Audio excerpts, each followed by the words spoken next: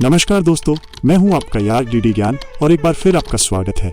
पिछली बार जो वीडियो डाली थी यार, क्या कहें, आपने तो उसे प्यार से नहला दिया। इतने लाइक्स, इतने शेयर, मतलब मजा ही आ गया। और हाँ, कई दोस्तों ने तो सीधा कमेंट बॉक्स में पूछ लिया, भाई 4 धाम पर वीडियो कब लाओगे, इंतजार नहीं हो रहा। तो लीजिए, आज हम आ गए हैं आपकी फरमाइश पर सीधा 4 धाम यात्रा लेकर। आज हम आपको एक ऐसी यात्रा पर ले जाने वाले हैं जो सिर्फ टूर नहीं बल्कि अंदर तक का सुकून है।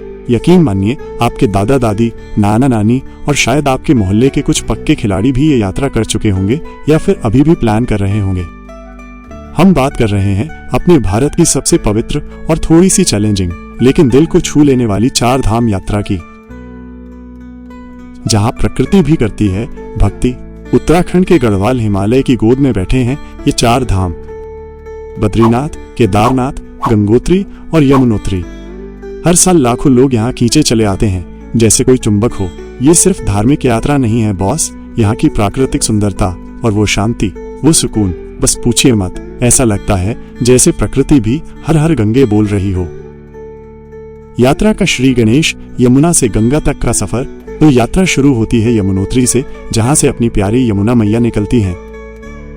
यहाँ पहुँचने के लिए जानकी चट्टी से लगभग 6 किलोमीटर का एक पहाड़ी वॉक करना पड़ता है। रास्ते में आपको दिखेंगे हरे भरे पहाड़, नदियां जो ऐसे कलकल करती हैं जैसे कोई गाना गा रही हो, और ऐसे नज़ारे कि आपका कैमरा भी कहे बस कर भाई कितनी फोटो खींचेगा।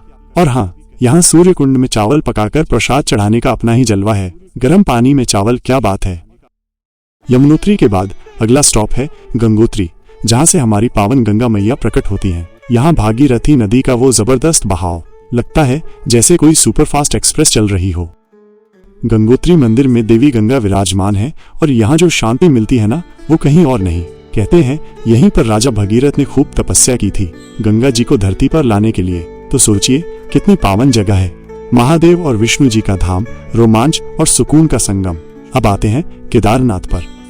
अरे भाई साहब, शिव भक्तों के लिए तो ये किसी स्वर्ग से कम नहीं। यहाँ का शानदार केदारनाथ मंदिर भगवान शिव के 12 ज्योतिर्लिंगों में से एक है। ये जगह सिर्फ इसलिए मशहूर नहीं कि ये धार्मिक है, बल्कि यहाँ के रास्ते और हिमालय की वो गोद, मजा आ जाता है। 2013 में जो हुआ था उसके बाद केदारनाथ ने सच में बाउंस बैक किया है। अब तो यहाँ श्रद्धालुओं के लिए काफी अच्छी सुविधाएं भी हैं। गौरीकुंड से जो ट्रैक है वो थोड़ा लंबा है, लेकिन रास्ते के वो खूबसूरत नज़ारे और भक्तों का जोश, सारी थकान चुटकियों में गायब। और अपनी 4 धाम यात्रा का आखिरी पड़ाव है बद्रीनाथ। ये धाम भगवान विष्णु को समर्पित है और अलकनंदा नदी के किनारे है। बद्रीनाथ मंदिर अपनी भव्यता और उस शांत माहौल के लिए जाना जाता है। यहाँ तप्त कुंड में स्नान करने का तो अलग ही महत्व है, जहाँ से गर्म पानी के झरने निकलते हैं। एक डुबकी लगाओ और सारी थकान छू मंतर। कहते हैं कि यहीं पर भगवान विष्णु ने कई साल तपस्या की थी। ये सिर्फ यात्रा नहीं, लाइफ का एक एक्सपीरियंस है।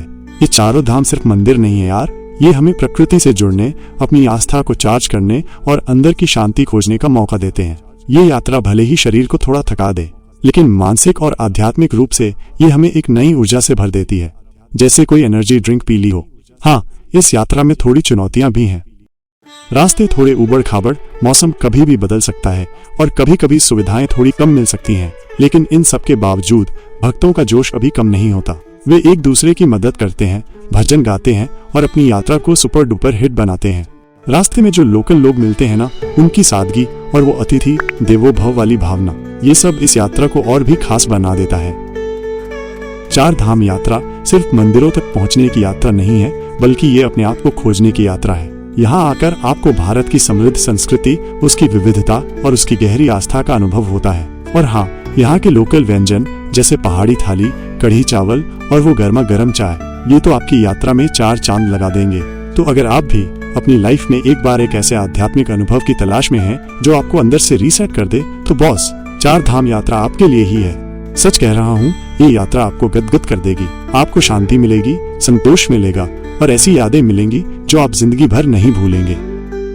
हमें उम्मीद है कि आपको हमारी ये ज्ञान भरी यात्रा पसंद आई होगी। अगर आपको हमारा ये वीडियो पसंद आया है तो भैया एक लाइक तो बनता है, और अपने गांव वालों के साथ, अपने स्कूल के दोस्तों के साथ और अपने प्यारे मित्रों के साथ शेयर भी कर देना। अगली बार फिर मिलेंगे एक नए सफर के साथ, एक नए धमाकेदार वीडियो के साथ। तब तक के लिए सुरक्षित रहें और यात्रा करते रहें। नमस्कार। बोलिए सनातन धर्म की जय। हर हर गंगे।